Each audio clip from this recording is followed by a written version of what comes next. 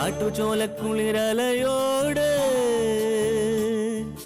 കാറ്റു പറഞ്ഞൊരു കഥയാണീ. കുരുന്നുപൂവിൻ കവിളുരുമ്മി കരിവൻ തോതിയ കഥയാണീ. കാട്ടുചോലക്കുളിരലയോട് കാറ്റു പറഞ്ഞൊരു കഥയാണേ. കുരുന്നുപൂവിൻ കവിളുരുമ്മി കരിവൻ തോതിയ കഥയാണേ. കഥ കഥ കഥ കാക്കത്തൊള്ളായിരം, കഥ കഥ കഥ കാക്കത്തൊള്ളായിരം.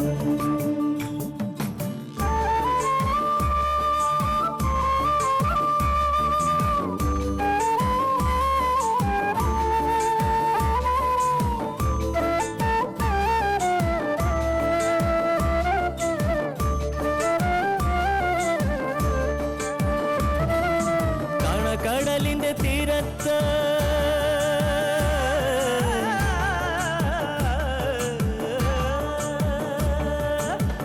കടലിന്റെ തീരത്തണയണ തിരകൾ പറയണ കഥയാണ്.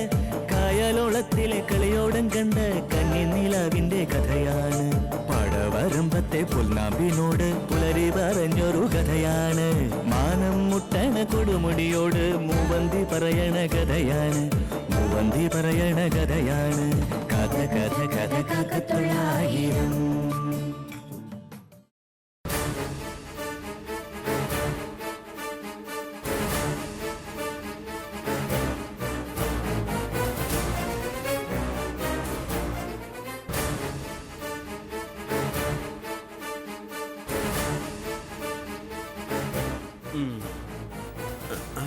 ഇവിടെ ആരെയും കാണുന്നില്ലല്ലോ.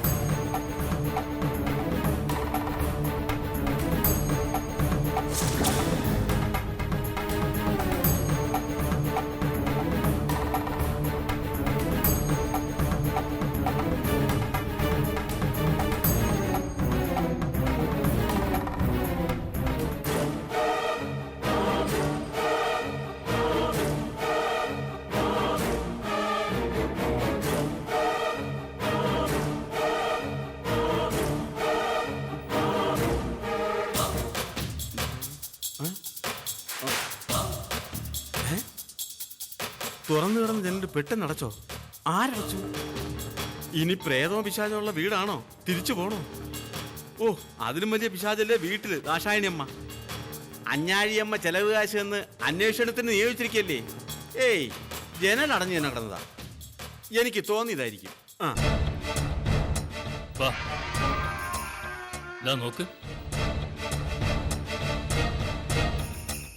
കുറച്ചേരം മുമ്പ് ഞാൻ അവനെ കണ്ടതാ.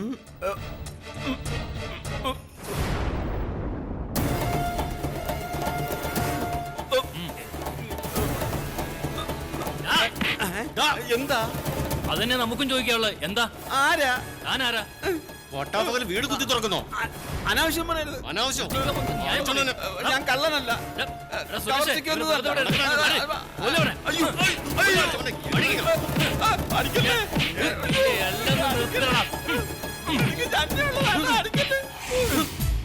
എന്നെ ഒന്ന് നിലത്ത് നിർത്ത്.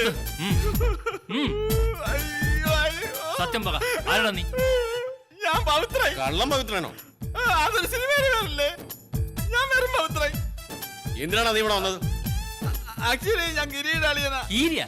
ഏത് കീരി? ഗിരി, കീരിയല്ല ഗിരി. സോളമന്റെ ഫ്രണ്ട്. ഗിരിയുടെ അളിയനാ ഞാൻ. ഞാനും സോളമന്റെ ഫ്രണ്ടാ.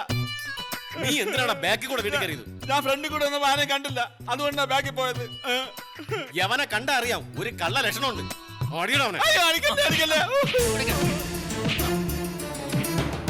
അടിച്ചു കൊല്ലണം.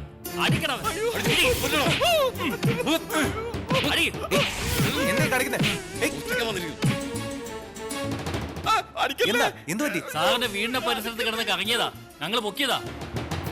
പവിത്രായ സോളമന അല്ല, സോളമായത് പവിത്രനാ. എനിക്കറിയാവുന്ന ആളാ, വിട്ടേക്ക്. നിങ്ങൾ പൊയ്ക്കോ. എന്നാലും എന്റെ സോളമ, എന്തൊരു നാടായത്. അന്യ സംസ്ഥാന തൊഴിലാളികൾ തേരാ പാരാ നടന്നിട്ട് ആർക്കും ഒരു പരാതിയില്ല. ഒരു നാട്ടുകാരൻ സുഹൃത്തിന്റെ വീട്ടിൽ വന്ന തടഞ്ഞു വെക്കൽ, ഭീകരമർദ്ദനം. ഓ, പോട്ടെ ചേട്ടാ, അവർ ഉപദ്രവിച്ചു. ഏയ്, ഒന്ന് പരിചയപ്പെടുകയായിരുന്നു. വൃത്തികെട്ടവന്മാര്. ചേട്ടൻ വന്നിട്ട് കുറെ സമയമായോ? ഇല്ല, ജസ്റ്റ് വന്നതേ ഉള്ളൂ. നമുക്ക് അകത്തിരുന്ന് സംസാരിക്കാം. അയ്യോ, ഇരിക്കാനൊന്നും സമയമില്ല. ബാഗ് വെച്ചിട്ട് വീണ്ടും എനിക്ക് പുറത്തേക്ക് പോണം. എനിക്ക് ശകലം ഐസ് വാട്ടർ കുടിക്കണമായിരുന്നു. അയ്യോ ചേട്ടാ, ഫ്രിഡ്ജ് കേടാ, തണുത്ത വെള്ളം ഇല്ല. എന്നാ വെറും വെള്ളം മതി. ഇവിടുത്തെ പൈപ്പിലെ വെള്ളം അത്ര നല്ലതല്ല. ചേട്ടാ ഒന്നും കുടിക്കണ്ട. ഞാൻ തിളപ്പിച്ച് കുടിച്ചോളാം. ഗ്യാസ് തീർന്നിട്ട് 2 ദിവസമായി. നിങ്ങൾ കഴിഞ്ഞ ദിവസം വന്നിട്ട് പോയതിന്റെ പിറകെ ഗ്യാസ് തീർന്നതാ. ചുരുക്കത്തി ഒന്നും നടക്കുകയല്ല. ലവളകത്ത് കാണുമോ? ചേട്ടൻ എന്താ പറഞ്ഞ? നല്ല മുല്ലപ്പൂവിന്റെ വാസന. ഇവിടെ എങ്ങനെ മുല്ല പൂത്തിട്ടുണ്ടോ? ഇവിടെ അങ്ങ് മുല്ല ഇല്ലല്ലോ. എന്നാ വീട്ടിനകത്തുനിന്നായിരിക്കും. എന്താ ഇത്? വീട്ടിനുള്ളിൽ ആരെങ്കിലും മുല്ല നട്ട് വളർത്തോ? എന്നാ പിന്നെ ജന്മവാസനയായിരിക്കും. ആട്ടെ സോളമാ, ഗിരി വിളിച്ചോ? അതറിയാനാ ഞാൻ വന്നത്. ഇല്ല, വീട്ടിൽ വിളിച്ചോ? ഞങ്ങളും അവന്റെ വിളി പ്രതീക്ഷിച്ചിരിക്കുക. ഞങ്ങളോ? അതാര്? ഞങ്ങളെന്ന് വെച്ചാ ഞാൻ, നമ്മളെന്നാ ഉദ്ദേശിച്ചത്. ഇന്നവൻ വിളിക്കാതിരിക്കില്ല. എങ്കിൽ അതുകൂടി അറിഞ്ഞിട്ട് പോകാമല്ലോ. സോളമൻ വിളിക്കുമ്പോ എനിക്കും കൂടി സംസാരിക്കാമല്ലോ. വാ വീട്ടുകാർ. പക്ഷേ ഗിരി വിളിക്കുമ്പോ രാത്രിയാവും. ഞാനിവിടെ കിടന്നിട്ട് രാവിലെ തന്നെ പൊക്കോളാം. ഗ്യാസും വെള്ളം ഒന്നും പ്രശ്നമല്ല. ചാപ്പാട് നമുക്ക് പുറത്തുനിന്ന് വാങ്ങിക്കാം. എന്തായാലും സോളമനും കഴിക്കണമല്ലോ. അതുകൊണ്ട് മിതമായിട്ട് 6 ബെറോട്ടയും 2 ബീഫ് കറിയും മതി എനിക്ക്. നമുക്ക് വീട്ടിലോട്ട് കയറാം. അത് പ്രശ്നമാ ചേട്ടാ. ഓഫീസിൽ അത്യാവശ്യം ജോലികൾ തീരാനുണ്ട്. അത് തീർക്കാൻ 2-3 സ്റ്റാഫ് ഇന്ന് രാത്രി ഓഫീസിൽ സ്റ്റേ ചെയ്യാനാ പരിപാടി. അവിടെ ചേട്ടനെ സ്റ്റേ ചെയ്യാൻ പറ്റില്ലല്ലോ. അവിടെയും തടസ്സം. എന്നാ പിന്നെ ചേട്ടൻ പോ. ഗിരി വിളിച്ചാ ഞാൻ വിവരം അറിയിക്കാം. ഞാൻ പോവാനോ? അതാ നല്ലത്. എങ്കിൽ ശരി. ആ,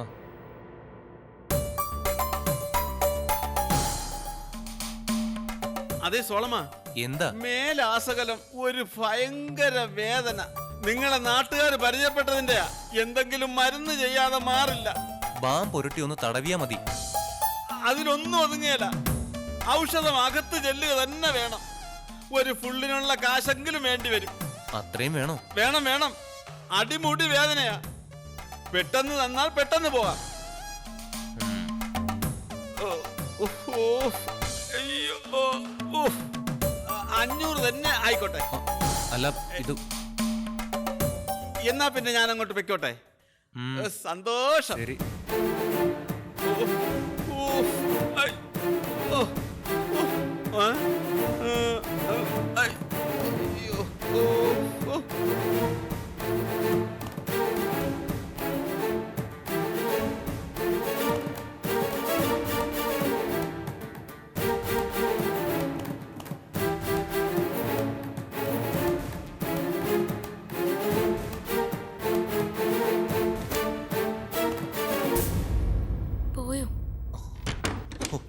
ഒരു വിധത്തിൽ പറഞ്ഞു വിട്ടു. ഗിരിയുടെ ചേച്ചിയുടെ ഭർത്താവാ. പാവമാണെങ്കിൽ ഉപദ്രവകാരിയാ. വീടിന് ചുറ്റും നടന്ന് ചെക്കിംഗ് ആയിരുന്നു. ഗിരിയുടെ അമ്മ ഡെപ്യൂട്ടേഷനിൽ അയച്ചതാ, ഗംഗ എവിടെ ഉണ്ടെന്ന് അറിയാൻ വേണ്ടി. എനിക്കും തോന്നി തിരിച്ചു വരുമോ. ഏയ്, ചാർജ് ചെയ്യാനുള്ള പൈസ വാങ്ങിച്ച പോയിരിക്കുന്നത്. പുള്ളിക്ക് അത് മതി. ഗിരി വിളിച്ചില്ലല്ലോ. ഇല്ല, വിളിക്കും. അല്ല, ഗംഗയുടെ ക്ഷീണം ഇനിയും മാറിയിട്ടില്ലല്ലോ. ഫുഡ് എടുത്ത് കഴിച്ചില്ലേ? താൻ ആഹാരം കഴിച്ചില്ലേന്ന്. വേണോന്ന് തോന്നിയില്ല സോളമ. ആ, ഇത് ശരിയാവില്ല. ഞാൻ പ്രത്യേകം പറഞ്ഞിട്ട് പോയതല്ലേ. ആരെ ശിക്ഷിക്കാൻ വേണ്ടിയാ ഗംഗ ഈ പട്ടിണി കിടക്കുന്നേ? ഗിരി വിളിക്കട്ടെ, എന്നിട്ട് കഴിക്കാം. അന്നേരം വിശപ്പുണ്ടാവോ? വേണ്ടാത്തോണ്ടല്ലേ. ഗംഗയ്ക്ക് വേണ്ടായിരിക്കും. പക്ഷെ തന്റെ ഇപ്പോഴത്തെ കണ്ടീഷനിൽ ഭക്ഷണം അകത്ത് ചെല്ലേണ്ടത് അത്യാവശ്യമാണ്. എല്ലാം ഞാൻ പറഞ്ഞതല്ലേ. ഗംഗ കഴിച്ചേ പറ്റൂ, അല്ലെങ്കിൽ എനിക്ക് ബുദ്ധിമുട്ടാ. ചെന്ന് കൈ കഴുകുക, ഞാൻ ആഹാരം എടുത്തു വയ്ക്കാം.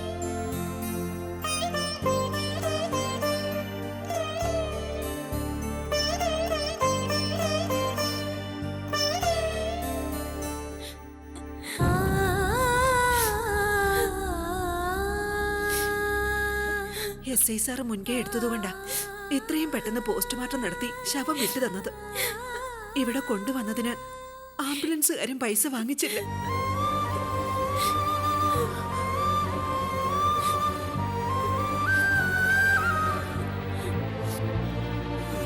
ഗീത എങ്ങോട്ട് പോയി? അപ്പുറത്ത് മാഷങ്ങളുടെ അടുത്തിരിപ്പുണ്ട്. ഇനി അവിടെ ഇരുന്ന് കരഞ്ഞിട്ടെന്താ? വെറുതെ എന്തെങ്കിലും അസുഖം വരുത്തി വെക്കാന്നല്ലാതെ. അറിഞ്ഞും കേട്ട് ആളുകളൊക്കെ വന്നു തുടങ്ങും. മരിച്ച ആളിന്റെ അടുത്ത് ബന്ധുക്കളൊക്കെ വേണ്ടേ? ശാരദയടത്തിയോട് ഇതുവരെ ഒന്നും പറഞ്ഞില്ല എന്ന് ഓർക്കണം. അതാ ഇപ്പം വലിയ തലവേദനയായിരിക്കുന്നത്. നിങ്ങൾ ഇവിടെ നിന്നാ പറ്റത്തില്ല. അയൽക്കാരൊക്കെ എത്തി തുടങ്ങി. ശാരദയടത്തി എവിടെയാ ഉള്ളേ? മുറി കിടക്കുന്നതേ ഉള്ളൂ. ഇനി എപ്പ പറയാനാ? ബോഡി അധിക സമയം വെച്ചോണ്ടിരിക്കാൻ പറ്റത്തില്ല. എങ്ങനെ പറയൂന്ന് ഓർത്തിട്ട്. പിന്നെ എന്തായാലും അറിയിക്കണ്ടേ? തന്നെയുമല്ല, വരുന്നവരെല്ലാം പുള്ളിക്കാരി അന്വേഷിക്കും. വല്ലവരും ചെന്ന് പറയുന്ന അപകടമാ. എന്തും വരട്ടെ, സൗധാവിനി ചെന്ന് അറിയിക്കും. ഞാൻ ചെന്ന് അവളോട് പറയാം.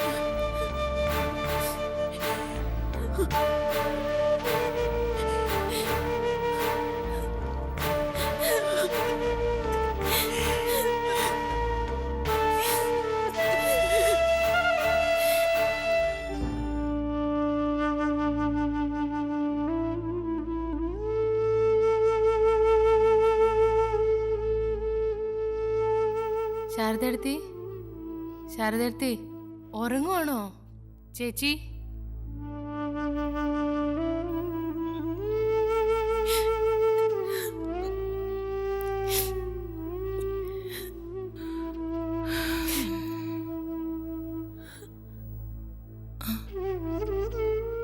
സൗദാമിനി എപ്പോ വന്നു? ആ, അത് കൊള്ളാം. മുമ്പേ ഞാൻ വന്നത് കണ്ടില്ലേ? മറന്നുപോയോ? എഴുന്നേറ്റ് ശകലം വെള്ളമെങ്കിലും കുടിക്കാതെ ഒറ്റ കിടപ്പല്ലേ? അവള് വിളിച്ചോ രുക്മിണി? ഇല്ല. അതോർത്ത് കിടക്കാതെ ശാരദേച്ചി ഒന്ന് എഴുന്നേറ്റേ. എണീക്കേ. ഗീത എവിടെ? അടുക്കളയെ കാണും. വായിക്കകത്ത് വല്ലാത്തൊരു കയ്പ. ഒന്നും കഴിക്കാതിരുന്നിട്ടാ ഇനി ഈ കിടപ്പൊന്ന് നിർത്ത്. എണീക്കേ, എന്നിട്ട് വീട്ടിലെ കാര്യങ്ങളൊക്കെ നോക്ക്. മാഷ് സമയത്തിന് ആഹാരം കഴിച്ചോ എന്തോ? ആ, ഗീതയുള്ളോണ്ട് അവള് കൊടുത്തോളൂ.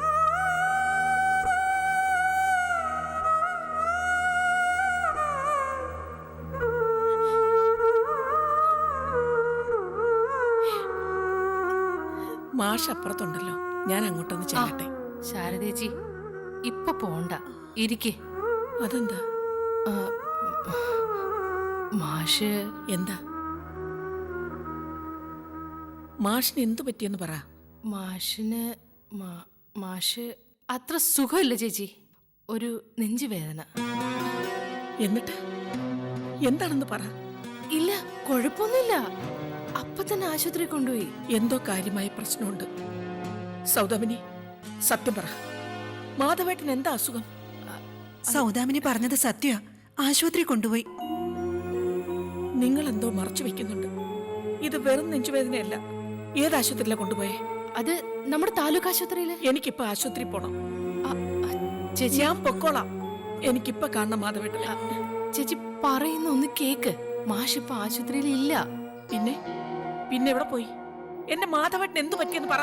ചേച്ചി, ആശുപത്രിയിൽ നിന്ന് ഇപ്പൊ കൊണ്ടുവന്നെന്നോ? ഇങ്ങ് വന്നു. എന്തോ ഒളിക്കുന്നുണ്ട് നിങ്ങൾ. എനിക്കിപ്പോ മാധവേട്ടനെ കാണണം. ഞാൻ വിളിക്കാം. വേണ്ട, ഞാൻ പൊക്കോളാം.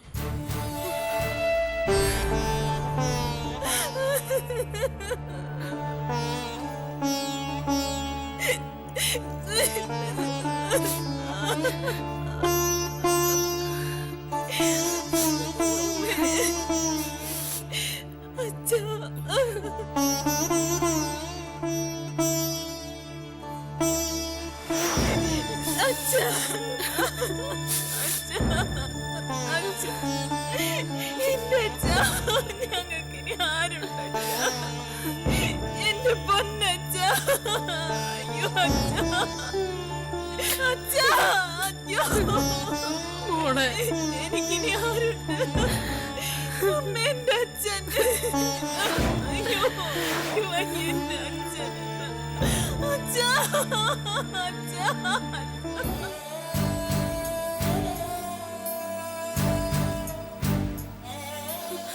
വീട്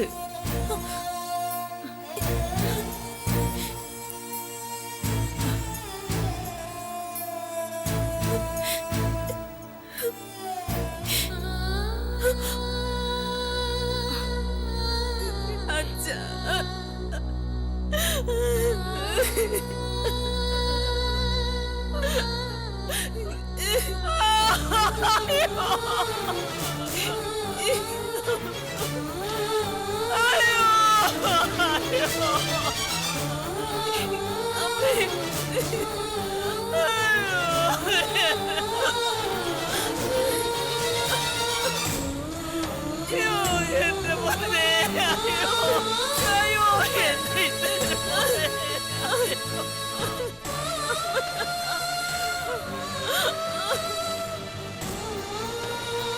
കണ്ണു തുറക്ക്, കണ്ണു തുറക്ക്, അമ്മേ, കണ്ണു തുറക്ക്.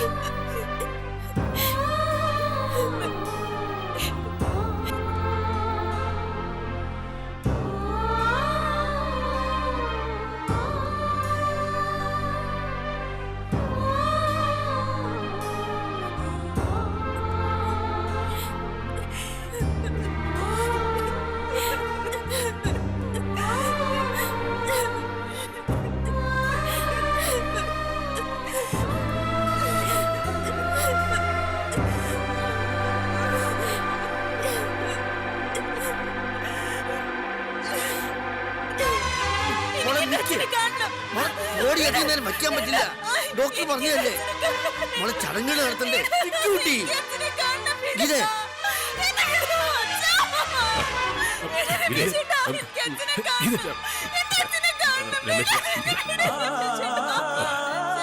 അവളെ അകത്തൊക്കെ കൊണ്ടുപോകും.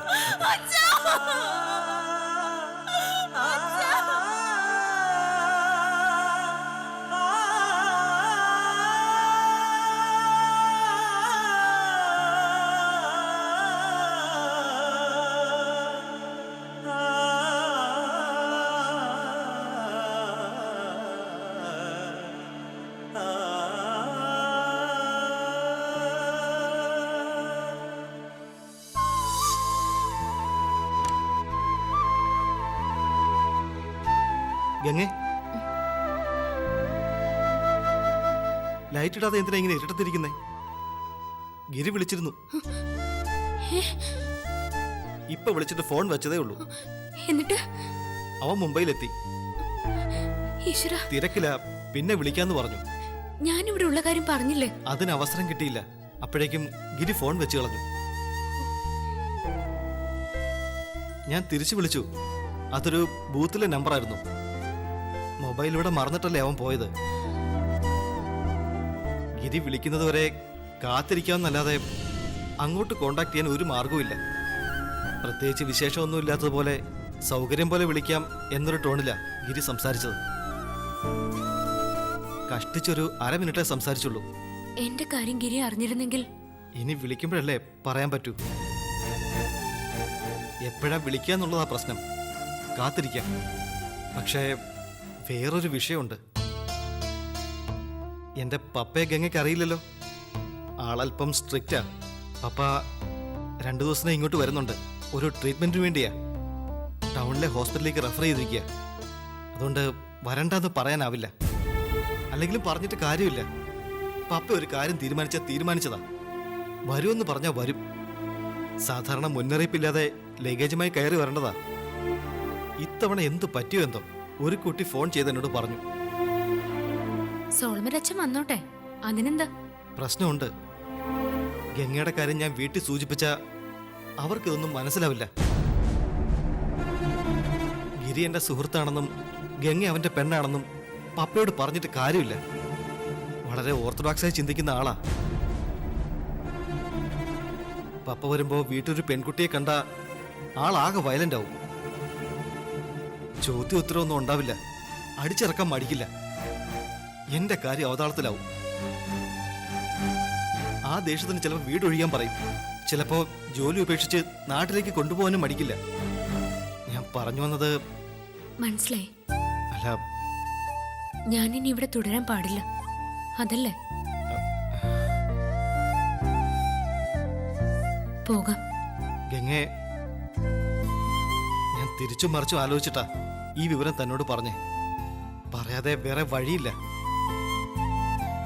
ഗംഗയുടെ മുമ്പിലുള്ള പ്രതിസന്ധി ഞാൻ മനസ്സിലാക്കുന്നു. ഗിരിയുടെ വീട്ടിലേക്ക് വീണ്ടും പോയിട്ട് പ്രയോജനമില്ല. അവരിപ്പോഴത്തെ ചുറ്റുപാടിൽ നിലപാട് മാറ്റാൻ സാധ്യതയില്ല. വീണ്ടും അപമാനം താങ്ങുകയെന്ന് വെച്ചാൽ അത് വേണ്ട. തനിച്ച് ഈ നഗരത്തിൽ ഒരു പെൺകുട്ടിക്ക് പിടിച്ചു നിൽക്കാനാവില്ല. പല വഴിക്കും ചിന്തിച്ചപ്പോ എനിക്കൊരു ഉപായം തോന്നി. ഗംഗയുടെ സ്വന്തം വീട്.